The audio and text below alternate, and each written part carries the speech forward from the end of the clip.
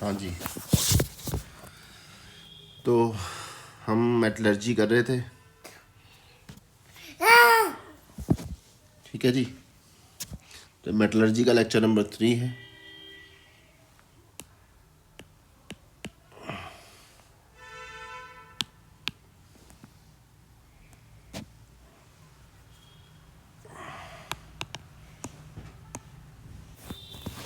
तो मेटलर्जी का lecture number 3 है, ठीक है जी। तो मैंने लास्ट 2 लेक्चर्स में आपको कुछ इम्पोर्टेंट मिनरल्स बताए थे,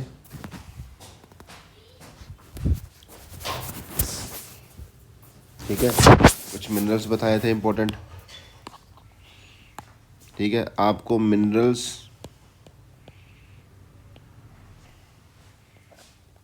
एंड ओर्स के बीच में फ़र्क बताया था, ठीक है जी।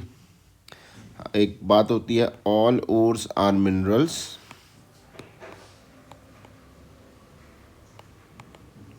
But all minerals are not ores. ये हम लास्ट लेक्चर में बात कर सके हैं। आर नॉट ओर्स, वही मिनरल को हम ओर बोलते हैं जिनमें से हमको मेटल निकालने का प्रॉफिट हो, मतलब उसमें मेटल ज़्यादा हो। हर मिनरल को ओर नहीं बोला जाता, ठीक है जी। होता मिनरल ही ऑक्साइड, कार्बोनेट, सल्फाइड, ये ठीक है ना। ये मैंने लास्ट लेक्चर में आपको बताया था। अब बेसिकली आपको जब मेटल को एक्सट्रैक्ट करना है, मेटलर्जी प्रोसेस बोलते हैं उसको। क्या बोलते हैं?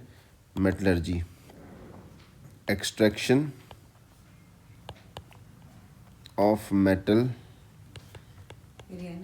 From ore. ओके जी, extraction of metal from ore is called as metallurgy.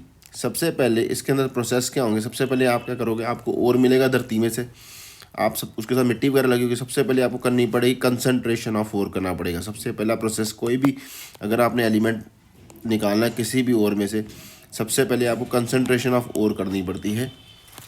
Concentration of ore और ड्रेसिंग ऑफ ओर, ओके।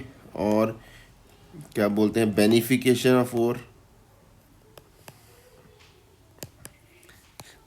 इस प्रोसेस में आपने करना होता है, जो आपके ओर के साथ, जब आप ओर धरती में से निकालोगे उससे उसके साथ इम्प्योरिटीज़ वगैरह बहुत सारी चिपकी होंगी, उन इम्प्योरिटीज़ को ओर में से अलग करना है। यानी कि आपके साथ सिर्फ ओर रह जाएगा, ठीक है। इम्प्योरिटीज़ अलग कर दी। जो इम्प्योरिटीज़ ओर के साथ चिपकी होती हैं उनको बोलते हैं गैंग और मैट्रिक्स। जो इम्प्योरिटीज़ ओर के साथ चिपकी होती हैं उनको बोलते हैं ओर्स, उनको बोलते हैं गैंग। ओर में से जो इम्प्योरिटी लगी होती है, चिपकी होती है ओर के साथ, उसको बोलते हैं गैंग और मैट्रिक्स, ठीक है जी। ये आपको क्वेश्चन आ जाता है, गैंग क्या होता है, मैट्रिक्स क्या होता है, ठीक है जी। यानी कि धरती में से जब आपने ओर निकाला, उसके साथ बहुत सारी मिट्टी वगैरह चिपकी हुई, उसको सेपरेट करना है। उस प्रोसेस को क्या बोलते हैं? Concentration of ore, dressing of ore और बेनिफिकेशन ऑफ ओर। कुछ भी क्वेश्चन आ सकता है। यही है कि ओर में से गैंग को अलग करना। अब देखो, बेनिफिकेशन, ड्रेसिंग ऑफ ओर और कंसंट्रेशन एक ही बात होती है। देखो, जब आप वो ओर से, अगर आपको इम्प्योरिटीज़ भी सेपरेट करनी है, सबसे पहले आपको ओर मिलेगा, तो ओर को आप क्रश करोगे, बड़े बड़े पीस मिलेंगे, उसको स्मॉल पीसीस में क्रश करोगे, ठीक है जी। उसको स्मॉल पीसीस में क्रश करोगे तो दिस इज़ कॉल्ड, ये किसके, दिस इज़ कॉल्ड क्रशिंग। क्या बोलते हैं? क्रशिंग। आगे अगर आप अभी इसको ऐसे नहीं करोगे, अब इसके बाद उसके फाइन पाउडर बना दोगे। अगर आपने पाउडर बना दिया है ओर का, तो that process is called pulverisation, ठीक है। अगर स्मॉल पीसेस करें हैं तो क्रशिंग, अगर फाइन पाउडर बना दिया तो पल्वराइजेशन कर दिया, ठीक है। अब फाइन पाउडर में से आप क्या करोगे, ओर अलग करोगे और इम्प्योरिटी अलग करोगे। कंसंट्रेशन ही हो रही है अभी, मेटल अभी बाहर नहीं आया, ठीक है जी। तो बहुत सारे मेथड है कंसंट्रेशन ऑफ ओर के। ये डिपेंड करेगा किसके ऊपर, कि ओर कैसा है, इम्प्योरिटी कैसी है, उसके ऊपर डिपेंड करेगा कि आप कौन सा मेथड यूज़ करोगे, ठीक है जी। कंसंट्रेशन के फिजिकल मेथड भी हो सकते हैं और केमिकल मेथड भी हो सकते हैं। कौन सा मेथड आप यूज, बहुत सारे फिजिकल मेथड है, बहुत सारे केमिकल मेथड है। कौन सा यूज़ करोगे ये किसके ऊपर डिपेंड कर, nature of the ore and impurity. ठीक है जी, ठीक है। तो ये मैं आपको लिखने की बजाय आपको सीधा ही यहाँ पे ले चलता हूँ।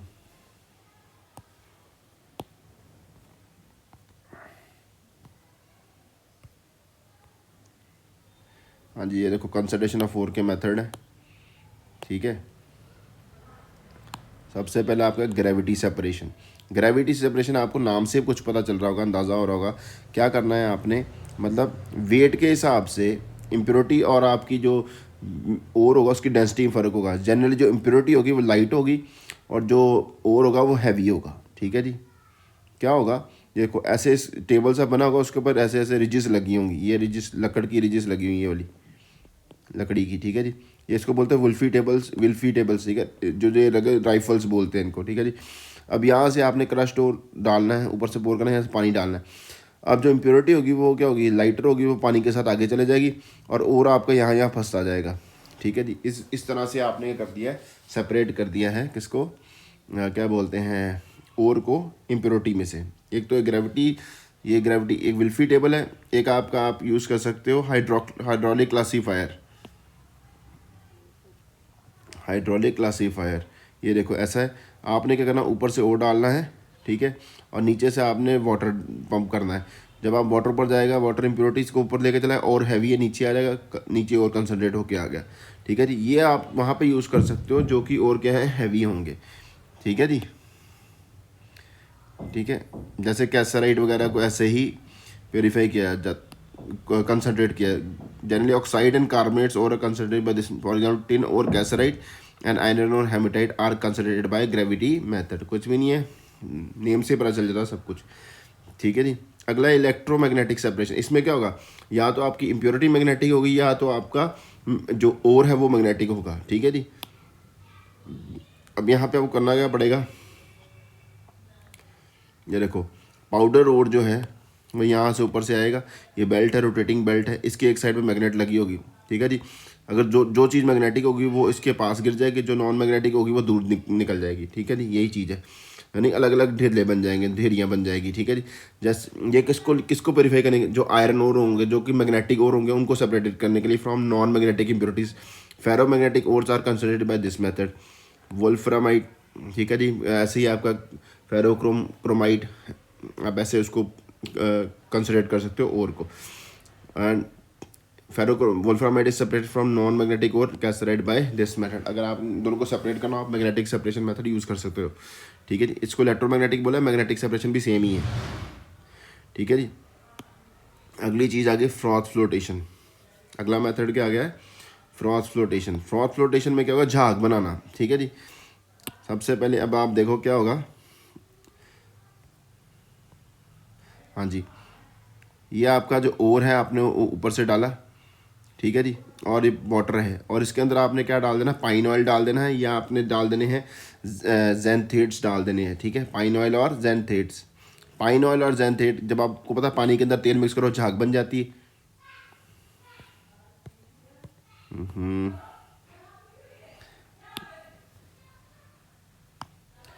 जब आप पानी के अंदर तेल मिक्स करते हो झाग बन जाती है ना, या तो ये झाग के साथ क्या होगा, अब ये जनरली यूज़ होता है सल्फाइड ओर्स के लिए। सल्फाइड ओर क्या करते हैं, झाग के साथ चिपक के ऊपर आ जाएंगे, और इनके अंदर आप क्रिसोल और एनिलीन भी डालते हो। क्या डालते हो, क्रिसोल और एनिलीन। क्वेश्चन आ जाता है, why cresol and aniline is added in flotation method. वो क्या करते हैं, इन झाग को स्टेबल करते हैं, they are stabilizers. Cresol they are froth stabilizers. ठीक है जी, और क्या करोगे, झाग शेक करना पड़ेगा। आप एयर जब पास करोगे झाग बनेगी, झाग के साथ चिपक के आपके सल्फाइड और ऊपर आ जाएगा, हम उसको कलेक्ट करोगे, नीचे इम्प्योरिटीज नीचे गिर जाएंगी। ठीक है जी, clear. Function of cresol and aniline is to act as froth stabilisers. और फ्रॉथ बनाने के लिए कौन कौन सा यूज़ करते हो, पाइन ऑयल या सोडियम इथाइल जेंथेट यूज़ करते हो। ठीक है जी, sodium ethyl xanthate is collecting agent. ठीक है जी, और कभी कभी क्या होता है, मान लो आपको एक सल्फाइड ओर की पहले में दूसरा सल्फाइड ओर ही फ्रॉथ के साथ चिपकाना है, तो आप क्या करते हो, डिप्रेसेंट ऐड करते हो। क्या ऐड करते हो, डिप्रेसेंट। जैसे आपके मान लो लेड सल्फाइड हो और आपका जिंक सल्फाइड, ये ठीक है। आप चाहते हो कि सिर्फ लेड सल्फाइड जो है वो फ्रॉथ के साथ चिपके और आपका जिंक सल्फाइड ना चिपके। आप क्या करो, इन जब ये प्रोसेस कर रहे हो इसके अंदर सोडियम साइनाइड डाल दो।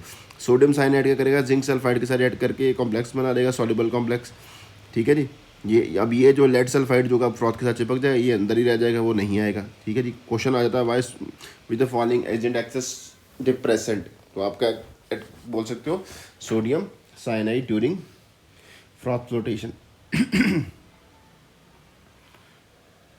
ठीक है जी। अगला मेथड जो है आपका वो है जी लीचिंग। लीचिंग में आपने करना है, रिएक्शन करवानी है। जो आपका इम्प्योर ओर है उसकी रिएक्शन करवानी, केमिकल रिएक्शन किसी भी एजेंट के साथ। जैसे फॉर एग्जांपल अगर आपने एल्यूमिना को सेपरेट कर, बॉक्साइट ओर है उसके अंदर आयरन ऑक्साइड भी होता है, सिलिका एज इम्प्योरिटी भी होता है। ठीक है, ठीक है। Ferric oxide, titanium oxide, silica impurity होती हैं बॉक्साइट के अंदर। आप उसको सेपरेट करा कैसे करो, आप सोडियम हाइड्रोक्साइड का रिएक्शन लगा लो।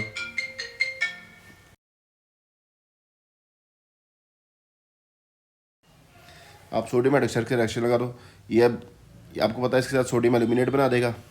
ठीक है, और सोडियम सिलिकेट भी बन जाएगा। ठीक है, बाकी सारी इंप्योरिटी जो पीछे रह जाएंगी वो रिएक्शन नहीं करेंगी। ठीक है, अब आप क्या करो, ये जो क्या बोलते हैं सॉल्युबल कॉम्प्लेक्स आपका सॉल्युबल रहेगा, बाकी इंप्योरिटीज नीचे बैठ जाएंगी। सिलिकेट भी सोडियम सिलिकेट की फॉर्म में बन के सॉल्युबल हो जाएगा। ठीक है, अब आप क्या करो, इस सोल्यूशन में से क्या पास करोगे, इस सोल्यूशन में से कार्बन डाइऑक्साइड पास करोगे। क्या पास करोगे, कार्बन डाइऑक्साइड। कार्बन डाइऑक्साइड से रिएक्शन करके आपका फिर से आपका एल्यूमिनियम ऑक्साइड हाइड्रेटेड फॉर्म में जाएगा, सोडियम बाइकार्बोनेट बन जाएगा। ठीक है, सोडियम सिलिकेट के साथ की रिएक्शन नहीं होगी, बस ये आ गया। अब आप क्या करो, इसको क्या करो ये अब ये जो बना है एल्यूमिनियम ये पैसिवेट कर जाएगा नीचे। अब इसको हीट करोगे, इसमें से वाटर अलग हो जाएगा। ठीक है, this is how you purify, क्या बोलते हैं, एल्यूमिना कंसनट्रेट, और हीट किया बाहर आ गया। This process is called as Bayer's process for purification concentration of bauxite ore. ठीक है जी। आगे सिमिलरली अगर आप गोल्ड और सिल्वर को आप ओर में से कंसनट्रेट करना है तो आप जैसे उसका आर्जेंटाइट ओर होगा, मैकअर्थर प्रोसेस होता है, इसको बोलते हैं मैकअर्थर प्रोसेस। इसमें आपने करना है सोडियम साइनाइड डालना है इनके सोल्यूशन में, सिल्वर या गोल्ड के सोल्यूशन में, उनके और के अंदर भी, और के सोल्यूशन के अंदर भी डाल सकते हो। ये इसके साथ कॉम्प्लेक्स बना देगा, सिमिलर कॉम्प्लेक्स गोल्ड का ही बनता है। यहाँ फॉर्मूला सिमिलर एजी की जगह गोल्ड लिख दो। ठीक है जी। और कहता है जो सोडियम सल्फाइड बनता है यहाँ पे, सोडियम सल्फाइड जनरली किस में ऑक्सीडाइज हो जाता है, सोडियम सल्फेट में ऑक्सीडाइज हो जाता है। ठीक है जी। अब ये जो आपके जो कॉम्प्लेक्स बन गए AgCN वाले या AuCN वाले, इसके अंदर आप इससे ज़्यादा रिएक्टिव मेटल डाल दो, जिंक डाल दो, जिंक अपना कॉम्प्लेक्स वाला सिल्वर को बाहर निकाल देगा, जिंक अपना कॉम्प्लेक्स में गोल्ड को बाहर निकल गया। ऐसे आपने क्या करा है, गोल्ड को कंसनट्रेट कर लिया। ठीक है जी।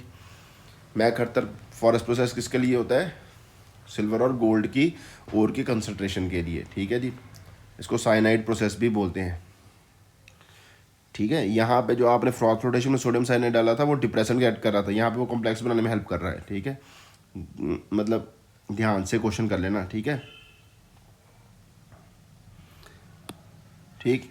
अब ये हो गया आपके method of purification of ore. अभी आपने ओर प्योरीफाई करा है, मेटल नहीं प्योरीफाई करा, समझ लग गई। इसके बाद आपको प्रोसेस आएगा, then you will get to know process called refining. Refining में आप मेटल को प्योरीफाई करते हो, कंसंट्रेशन ऑफ ओर में आप ओर को प्योरीफाई करते हो। ठीक है जी, ये फ़र्क होता है, बच्चे अक्सर दोनों में कंफ्यूज हो जाते हैं। ठीक है, ओके जी। जब आपने अब मेटल को प्योरीफाई कर ली, ओर को प्योरीफाई कर लिया, अब उसमें से आपने करना, ओर में से क्या करना है, मेटल को बाहर निकालना है। ओर में से अब आपने करना है, मेटल को बाहर निकालना है, दैट इज कॉल्ड एक्सट्रैक्शन। ठीक है, ये जनरली रिडक्शन होती है। इसमें क्या होती है, रिडक्शन होती है। रिडक्शन करने के लिए आप क्या चाहोगे, आप क्या करते हो कि कोई भी आप, चाहे आपने मेटल का कोई भी ओर लिया है उसके ऑक्साइड को ही रिड्यूस किया है, रिडक्शन में ज़्यादातर ऑक्साइड यूज़ होते हैं। तो आप क्या करो, पहले आप क्या करो, उसके कोई भी और जो आपको चाहे मेटल चाहे आपने मेटल का सल्फाइड लिया था, मेटल का कार्बोनेट लिया था, पहले उसको किस में कन्वर्ट कर लो, मेटल ऑक्साइड में कन्वर्ट कर दो, फिर उसमें से मेटल अलग कर लो और ऑक्सीजन अलग कर दो, that is called reduction process. ठीक है जी। Oxides are therefore the extraction metal involve the following two process, conversion of ore into metallic oxide and reduction of metallic oxide into free metal. ठीक है जी। अब देखो, conversion of ore into metallic oxide, ठीक है, दो जो पहले से ऑक्साइड की फॉर्म में होंगे उनको आपको इस प्रोसेस में डालने की जरूरत नहीं। दो प्रोसेस होते हैं, एक होता है कैल्सिनेशन, एक होता है रोस्टिंग। दोनों ही सेम से ही होते हैं। कैल्सिनेशन में आपने कार्बोनेट और लेने होते हैं, और रोस्टिंग में आप सल्फाइड और लेते हो, ठीक है जी। और कैल्सिनेशन में आपकी एयर की कमी होती है, और रोस्टिंग आपको पता है जलाना है बुरी तरह से तो ऑक्सीजन चाहिए होती है। बस ये एक फ़र्क है, बाकी दोनों प्रोसेस क्या होते हैं, सेम ही होते हैं, ठीक है जी। ये आप याद रखना, ठीक है। एक रिवर्बरेटरी फर्नेस होती है, उसके अंदर आप कार्बोनेट और को हीट करो, ठीक है। और जब आप हीट करोगे, इसमें आपने ये याद रखना है, क्या बोलना है कि आपका जो ओर है वो क्या बोलते हैं, एयर की प्रेजेंस, ज़्यादा एयर नहीं होनी चाहिए, ठीक है। इसमें जब हीट करोगे क्या होगा, अगर आपके और ऑक्साइड अगर कोई वाटर चिपका हुआ है तो वाटर उड़ जाएगा, ठीक है जी, ठीक है। वाटर वेपर बन के बाहर निकल जाएगा, ठीक है। अगर आपके कार्बोनेट और थे तो वो किस में कन्वर्ट हो जाएंगे, कार्बोनेट और डिकम्पोज कर जाएंगे ऑक्साइड्स में, ठीक है जी। जैसे यहाँ पे हो गया मेलेजाइट में से देखो, ठीक है, कैलामाइन भी जिंक कार्बोनेट। इसमें बस यही है कि एयर थोड़ी सी कम होनी चाहिए। अब रोस्टिंग में क्या होते हैं, सल्फाइड और लेते हैं आप, ठीक है जी। और जो इम्प्योरिटी होती है सल्फर वगैरह की, नॉन मेटालिक इम्प्योरिटीज, वो ऑक्साइड में कन्वर्ट हो जाती हैं, वो भी बाहर निकल जाती हैं। और आपका जो सल्फाइड्स हैं वो क्या जिंक उनके ऑक्साइड में करो, सल्फर डाइऑक्साइड बन जाती है, देखो, ठीक है जी। और जो सल्फर डाइऑक्साइड यहाँ पे निकली वो आप उस कॉन्टैक्ट प्रोसेस में सल्फ्यूरिक एसिड बनाने में यूज़ कर सकते हो, ठीक है जी। क्लियर। अब ये देखो, for example if the extraction of copper the ore is copper pyrite, ठीक है जी। जब आप इसको हीट करोगे, जब आप कॉपर पायराइट को हीट करोगे, पहले सेपरेट हो जाए कॉपर सल्फाइड और आयरन सल्फाइड में, ठीक है जी। जब ऐसा करोगे तो आयरन सल्फाइड और सल्फर डाइऑक्साइड में कन्वर्ट हो जाएगी। आयरन सल्फाइड जो है वो आपका, तो आपने इस प्रोसेस को जब ये कर रहे होगे कॉपर पायराइट को, जब आप रोस्टिंग कर रहे हो कॉपर पायराइट की, तो आप इसमें सिलिका भी डालते हो। सिलिका करेगा आयरन सल्फाइड के साथ रिएक्ट करके उसको स्लैग बना देगा। Silica will act as flux. Flux क्या करती है, इम्प्योरिटी को अपने अंदर डिजोल्व करा लेती है। फ्लक्स का काम होता है मेल्टिंग पॉइंट कम करवाना, ठीक है जी। इम्प्योरिटी को अपने अंदर डिजोल्व करवा लेना, और क्या बना लेती है, स्लैग बना लेती है। फ्लक्स आपका दो तरह का हो सकता है, एसिडिक फ्लक्स और बेसिक फ्लक्स, ठीक है जी। दो तरह के फ्लक्स होते हैं। फ्लक्स का काम क्या होता है, इम्प्योरिटी को अंदर डिजोल्व करना, मेल्टिंग पॉइंट कम करना, इम्प्योरिटी का मेल्टिंग पॉइंट कम करना, इम्प्योरिटी को सोलिबलाइज करवाना, ठीक है जी। यहाँ पे सिलिका डाली होती है, क्यों डाली होती है, कि वो आयरन सल्फाइड को अपने अंदर डिजोल्व करवा लेगी। आपको कॉपर चाहिए ना। Most converted into FeO which combines with silica to form ferrous silicate, ठीक है जी। अब कॉपर जो यहाँ से बनेगा आपको कॉपर मेट की फॉर्म में मिलेगा, और जिसके अंदर थोड़ी बहुत कॉपर सल्फाइड भी होगी, ठीक है जी। क्लियर। और कभी कभी आप क्लोरीनेटिंग एजेंट भी यूज़ करते हो, क्योंकि उसकी रिडक्शन भी क्या होती है, रिडक्शन आपको एलिमेंट को अगर आपने ऑब्टेन करना होता है तो आपको रिडक्शन करनी पड़ती है ऑक्साइड की बजाय हेलाइड की, इसलिए आप क्या करते हो, क्लोरीनेटिंग रोस्टिंग भी करते हो, ठीक है जी। जैसे AgCl बना लेते हो, ठीक है जी। देखो कहता calcination during air holes are partly close और complete while in roasting the air holes are open when roasting is done at moderate sulphide is partly oxide sulphur into oxide and sulphuric into sulphates, ठीक है जी। देखो lead sulphide को जब heat करोगे, lead oxide तो बना ही बना, साथ में लेड सल्फेट भी बनेगा, जिंक सल्फाइड के साथ जिंक ऑक्साइड जिंक सल्फेट भी बनेगा, ठीक है जी। ये क्वेश्चन आ सकता है।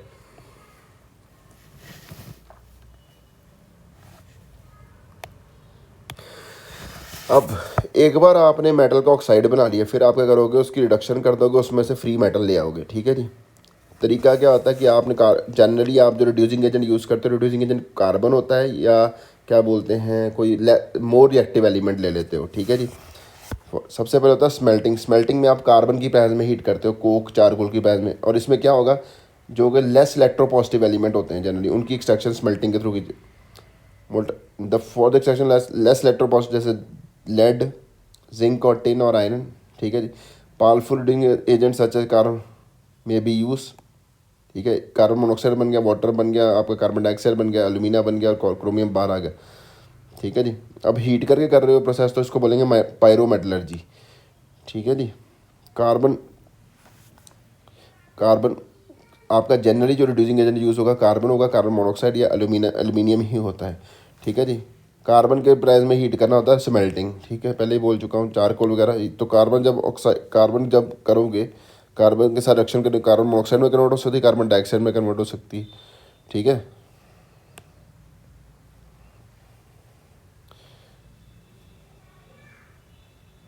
और कहता ores even after concentration contain some gangue to remove gangue certain substance mixed with concentrated ore. ये जो इम्प्योरिटीज को रिमूव कर to form of fusible matter, यानी कि जो इम्प्योरिटीज अभी डिजॉल्व नहीं हुई थी उनको अंदर डिजॉल्व करवाने के लिए कुछ फ्यूजिबल मास के अंदर कन्वर्ट, मोल्टन मास के अंदर कन्वर्ट करने के लिए कुछ ऐसी चीज़ डाली जाती है जो कि उनको इम्प्योरिटीज को पिघला that substance which are added to cause, मतलब impurities to form fusible mass is called flux. The fusible material form during reduction process called slag. अब जब फ्लक्स के अंदर इम्प्योरिटीज डिजॉल्व हो जाती है तब उसको बोलते हैं स्लैग। जैसे फॉर एग्जांपल कंसंट्रेटेड रोड के अंदर गैंग होगी, उसके अंदर आपने रिड्यूसिंग एजेंट डाला और जहाँ फ्लक्स क्या करेगा, फ्लक्स और गैंग आपस में कंबाइन करके स्लैग बना देगा। रिड्यूसिंग एजेंट रिएक्शन करेगा इसके साथ, इससे कोई भी लेना देना नहीं है। फ्लक्स दो तरह के, एसिडिक और बेसिक। एसिडिक मतलब एसिडिक कौन सा, सिलिका, बोरेक्स वगैरह। ठीक है, नॉन मेटल के ऑक्साइड। ठीक है, जैसे सिलिका कैल्शियम ऑक्साइड इम्प्योरिटी तो कैल्शियम सिलिकेट बना देगा। बेसिक फ्लक्स कौन से हो जाएंगे, नॉन मेटल के ऑक्साइड वगैरह हो जाएंगे। ठीक है जी। लाइमस्टोन हो गया। ठीक है, मेटल कार्बोनेट्स। ठीक है, मैग्नेसाइट, फेरिक ऑक्साइड। ठीक है, ये अपने साथ इम्प्योरिटी को डिजोल्व करवा के स्लैग बना देते हैं। Flux plus impurity is called slag. Flux कुछ नहीं होता, फ्लक्स एक ऐसी चीज़ है जो कि नॉन फ्यूजिबल इम्प्योरिटी को फ्यूजिबल बना देगी और जो फ्यूजिबल मास बनेगा उसको बोलेंगे स्लैग बोलेंगे। ठीक है जी। ये क्वेश्चन आता है, कौन इनमें से कौन सी एसिडिक इम्प्योरिटी, कौन सी एसिडिक फ्लक्स है, कौन सी बेसिक फ्लक्स है, वो आप नेचर से डिफाइन कर सकते हो। अगला है रिडक्शन बाय एल्यूमिनियम। जो एल्यूमिनियम के साथ आप रिडक्शन करोगे, गोल्डश्मिट एल्यूमिनो थर्माइट प्रोसेस बोलते हैं इसको। क्या बोलते हैं, थर्माइट प्रोसेस। ठीक है जी। अब ये कैसा होता है, ये उन मेटल्स के लिए यूज़ कर जिनका हाई मेल्टिंग पॉइंट बहुत हाई होता है। ठीक है जी। ये वहाँ पे यूज़ होता है जिनका मेल्टिंग पॉइंट बहुत हाई, जैसे क्रोमियम वगैरह। ठीक है, क्रोमियम के अंदर आपने क्या बोला, चाइना डिश के अंदर लेके आप या उसको अंदर पेरोक्साइड की प्रेजेंस में उसको हीट करते हो containing magnesium. Reaction started by using ignition mixer containing magnesium powder and barium peroxide. ठीक है, थर्माइट प्रोसेस है। एल्यूमिनियम की रिडक्शन एल्यूमिनियम इसकी रिडक्शन कराएगा, मैंगनीज की रिडक्शन कराएगा। ठीक है जी। खुद का ऑक्साइड बना लिया। लो देखो, थर्माइट प्रोसेस में एल्यूमिनियम मैंगनीज की या क्रोमियम की रिडक्शन कराता है। और क्योंकि ये रिएक्शन इसलिए पॉसिबल होता है क्योंकि जब ये रिएक्शन होता है तो बहुत सारा हीट निकलती है, उसको मेल्ट करवा देती है। Large in which fuses both aluminium and the metal. ठीक है, वैसे तो उनका मेल्टिंग पॉइंट बहुत हाई था। ठीक है, सेल्फ रिडक्शन प्रोसेस में क्या होगा, सेल्फ रिडक्शन प्रोसेस में देखो, आपने जो आपका ओर लिया उसको डायरेक्टली हीट किया। अब ये रोस्टिंग की एक हिसाब से लेड मर्क्यूरिक ऑक्साइड बन गया, सल्फर डाइऑक्साइड। अब ये जो मर्क्यूरिक ऑक्साइड बना है ये खुद ही मर्क्यूरिक सल्फाइड के साथ रिएक्ट करके उसकी रिडक्शन करा देगा, इसमें सल्फर डाइऑक्साइड बनेंगे, मर्क्यूरी बाहर। ठीक है, यानी कि आपने सल्फाइड को हीट करके ऑक्साइड बनाया और वो ऑक्साइड आगे फर्दर उसी मेटल के सल्फाइड के साथ रिएक्ट करके उसकी रिडक्शन करवा देगा। ऐसे सिमिलर जिनके अंदर सल्फाइड होते हैं ऐसे ही करते हैं। जैसे कॉपर का सल्फाइड कॉपर ग्लास में से, लेड गलीना में से। ठीक है जी, और मरकरी सिनेबार में से। ठीक है जी। ठीक है जी। सेल्फ रिडक्शन प्रोसेस, इसमें आपने बाहर से कोई रिड्यूसिंग एजेंट नहीं डाला है, वो खुद ही मेटल अपने आप रिडक्शन में हेल्प करवा रहा है। मैम कह रहे हैं चावल डाल दे। एक मिनट मैं काम कर रहा हूँ। अगला आ गया इलेक्ट्रोलिटिक रिडक्शन। इलेक्ट्रोलिटिक रिडक्शन में आप क्या करोगे, ठीक है जी, इलेक्ट्रोलिसिस करोगे। ठीक है जी, क्योंकि जो बहुत ज़्यादा इलेक्ट्रो पॉजिटिव एलिमेंट होते हैं जैसे एस ग्रुप 1 के सोडियम पोटाशियम वगैरह, या एल्यूमिनियम स्टार्टिंग ग्रुप 2 के लगा लो, जो वो हाईली इलेक्ट्रो पॉजिटिव, उनकी इलेक्ट्रोलिसिस उनको उनसे अच्छा रिड्यूसिंग एजेंट कोई और हो नहीं सकता। ठीक है, तो इनको इलेक्ट्रोलिसिस के थ्रू ही करा जाएगा और में से एक्सट्रैक्ट। ठीक है, हेलाइड ले लेते हैं उनके। ठीक है, जनरली और हाइड्रोक्साइड ऑक्साइड्स, उनकी जो इलेक्ट्रोलिसिस करनी है वो कौन सी करनी है, ऑक्साइड्स ले लो, हाइड्रोक्साइड ले लो, क्लोराइड ले लो। फ्यूज स्टेट में, एक्वा स्टेट में लेने को, एक्वा स्टेट में हमको हाइड्रोजन गैस मिलती है instead of getting the metals, क्योंकि इनका डिस्चार्ज पोटेंशियल H पॉजिटिव से ज़्यादा होता है। ठीक है, जैसे आपने फॉर एग्जांपल आपने डाउन सेल में आपने वो सोडियम क्लोराइड डालना हुआ तो आप उसमें कैल्शियम क्लोराइड डाल देते हो। ये भी क्वेश्चन आता है क्यों डालते हो, ताकि उसका मेल्टिंग पॉइंट कम करने के लिए, कोई और रीज़न नहीं है। ठीक है जी।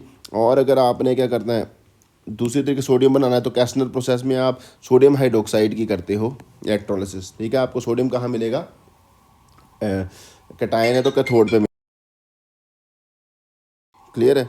और ऐसे एल्यूमिनियम जो होगा आपको कहाँ मिलेगा, एल्यूमिनियम अगर आपने करना है तो आप उसकी इलेक्ट्रोलिसिस करो एल्यूमिना मिक्सड विद क्रायोलाइट, फिर अगेन टू रिड्यूस इस मेल्टिंग पॉइंट। ठीक है, फ्यूज सॉल्ट करने हैं, एक्वा सॉल्ट नहीं लेने हैं।